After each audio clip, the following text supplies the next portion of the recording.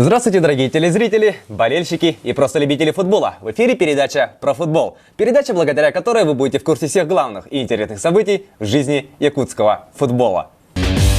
В сегодняшнем выпуске вас ждет обзор двух последних игр этого сезона футбольного клуба «Якутия». А также мы рассмотрим первый в истории розыгрыш турнира по мини-футболу среди девушек Северо-Восточного федерального университета. Ну и напоследок вас ждет сюжет про международный детский фестиваль футбола «Локобол-2014» и турнир по мини-футболу среди работников физической культуры и спорта. Итак, поехали! 1 июня на стадионе Туймада футбольный клуб «Якутия» в рамках 29-го тура первенства страны 2-го дивизиона зоны «Восток» принимал иркутский футбольный клуб «Байкал». Погода в этот день была крайне нестабильной. Газон Туймады то грелся солнечными лучами, то мог под дождем. Зато стабильной была игра якутян, которые с первых минут завладели преимуществом и на протяжении всей игры смотрелись лучше, чем дружины из Иркутска. Игра началась с атак подопечных Сергея Шишкина. Давиду Икановичу частенько приходилось выручать своих сокомандников. Но на 25-й минуте матча Давид оказался бессилен. Подача с углового точным ударом замыкает Александр Булановский. 25-я минута, и Якутия выходит вперед.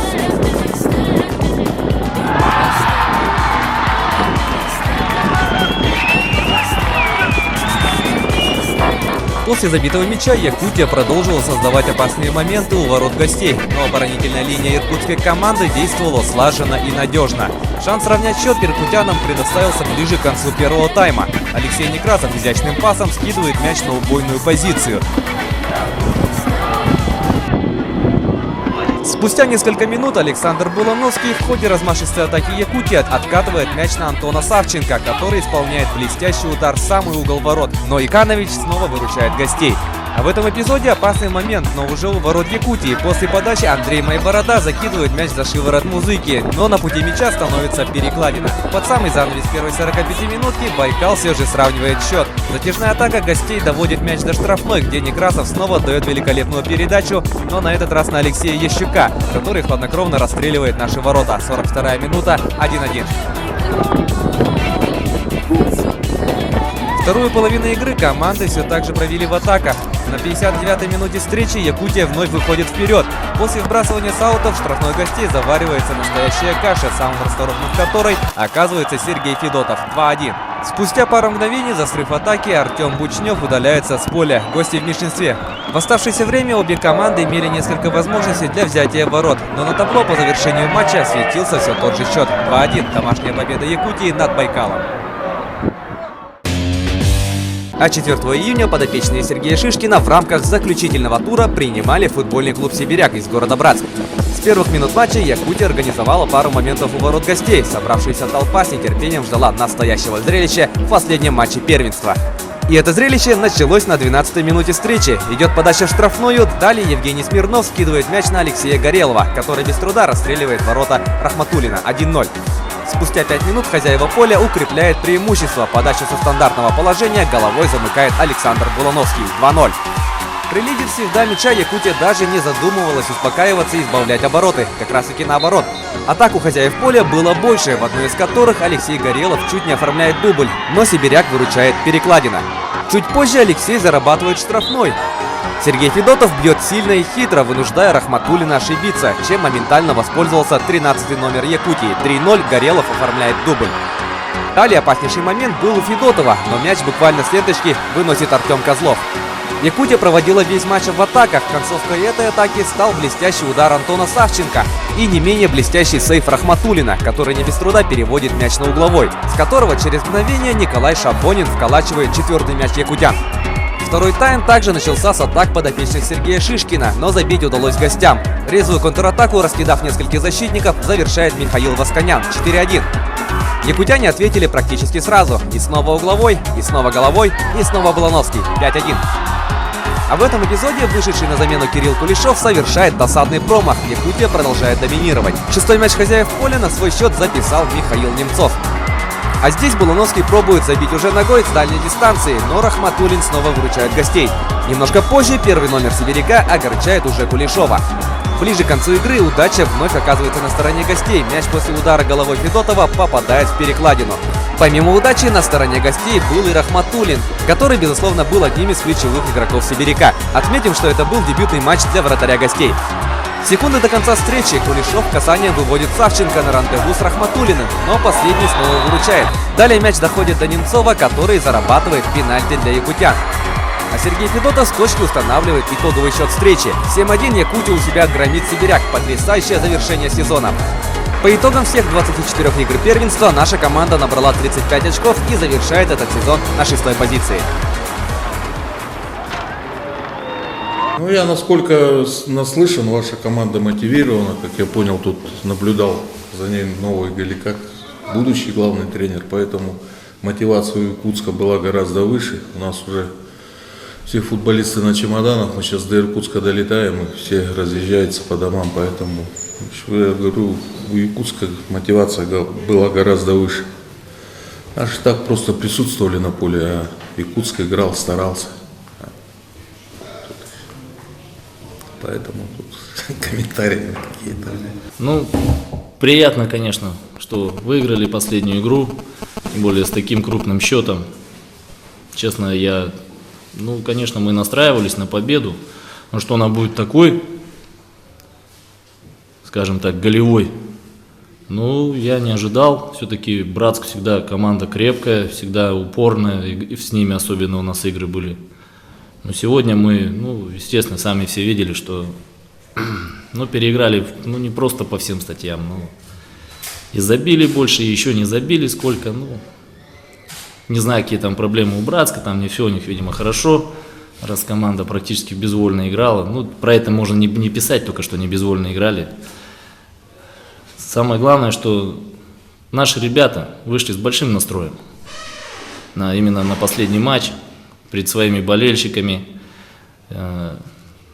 и показали действительно футбол, результативный, самое главное. Да, там видно было, что при счете 4-0, когда вышли в первом тайме, где-то я их хотя в раздевалке предупреждал, не расслабляйтесь.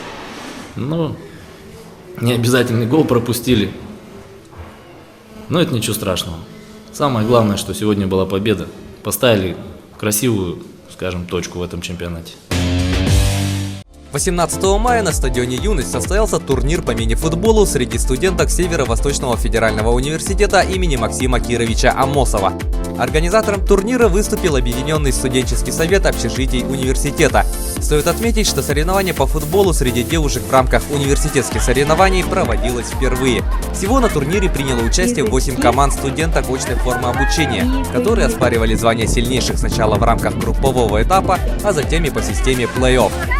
По итогам турнира в первом розыгрыше общеуниверситетского турнира по мини-футболу среди девушек сильнейшей оказалась команда «Фаворит», в составе которой играли студентки из Института физической культуры, Финансово-экономического института и филологического факультета. Второе место заняла команда «Спартак», за которой выступали девушки из Института физической культуры и филологического факультета. А на третьем месте турнир завершила команда «Каталык», за которой играли девушки из Института языков и культуры народов Северо-Востока и факультета довузовского образования и профориентации. По словам организаторов, этот турнир проложит начало большой работы, главной целью которой будет создание женского футбольного движения в университете.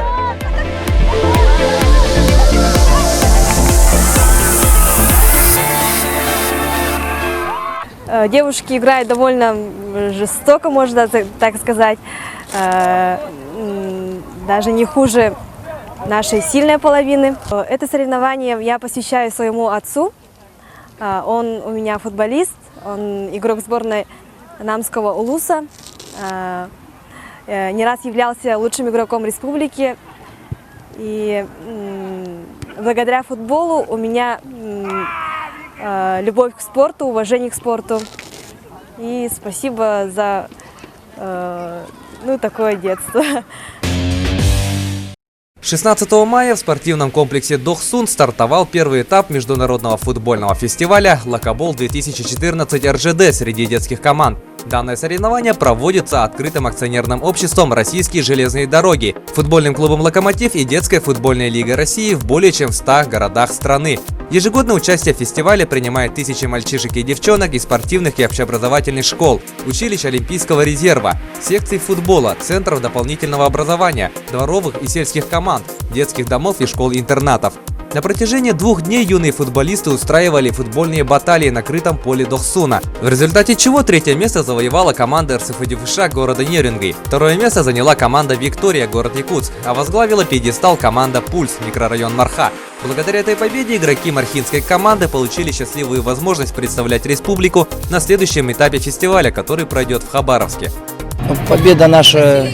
Мы, получается, сегодня сложился такой непростой достаточно матч. Мы первый тайм выиграли 2-0. Но я думаю, ребят маленечко расслабились, потому что мы с Викторией уже в этом году играли на кожаном мяче, выигрывали них. Но не потому, что они слабые, а потому что они на год нас помладше, ребята, 2004 года. Но у них очень хорошая команда, хорошо работает тренер. Но все-таки удалось, вот уже не первый раз, когда мы именно проигрываем по ходу с матча. И у ребят есть характер, когда мы на последних минутах вытягиваем все-таки матч и добиваемся победного результата. Причем вот мы Локобол, региональный этап Республика Якутия выиграли уже 3-й раз подряд. Мы первый раз выиграли 2001 годом, в прошлом году 2002, а вот сейчас 3-м. То есть мы пока 3-кратные, пока нас никто еще в ближайшее время не догонит.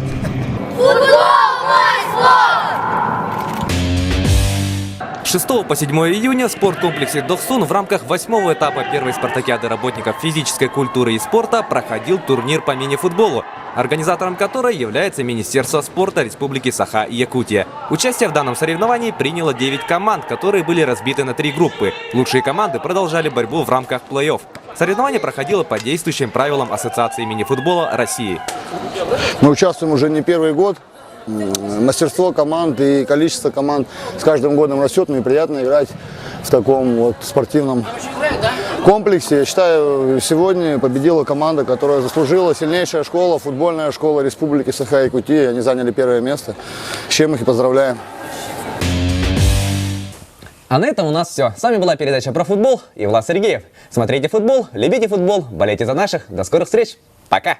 Главное спортивное событие года уже близко. Дорогие жители и гости столицы, приглашаем вас на отборочные соревнования к грядущим 6-м спортивным играм народов Республики Саха-Якутия. С 13 по 15 июня в селе Хатасы будет проводиться чемпионат республики по стрельбе из лука.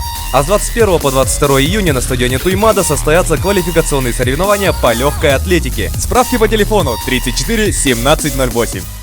Чемпионат России по вольной борьбе. Сильнейшие спортсмены России в чемпионате по правилам ФИЛА в весовых категориях от 57 до 125 килограмм. С 20 по 22 июня в Центре спортивной подготовки «Триумф».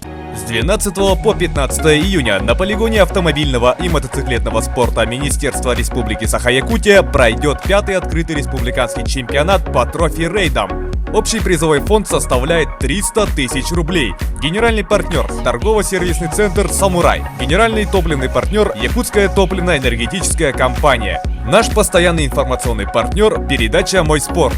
Справки по телефонам 74 22 52.